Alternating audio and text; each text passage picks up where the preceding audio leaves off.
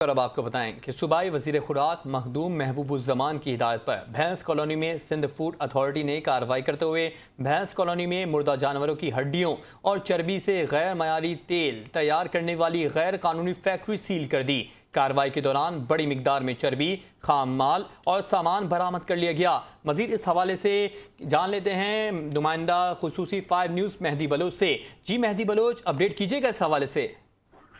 جی بالکل، دیکھیں صوبائی وزیر خوراک سندھ مخدوم محبوب زمان کی ہدایت پر سندھ فوڈ اتھارٹی نے بھینس کالونی میں کارروائی کرتے ہوئے مردہ جانوروں کی ہڈیوں اور چربی سے غیر معیاری تیل تیار کرنے والی ایک غیر قانونی فیکٹری کو سیل کر دیا ہے۔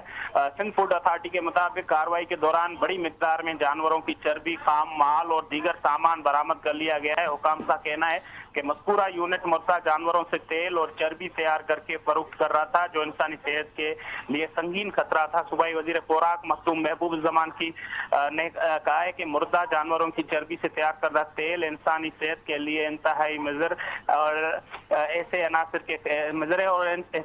کے خلاف سخت قانونی کارروائی عمل میں لائی جائے گی۔ انہوں نے بتایا کہ کارروائی کے دوران غیر قانونی فیکٹری سے ملزمان کو گرفتار کر کے قانون کے مطابق جو ہے وہ مقدمہ بھی درج کر لیا گیا ہے۔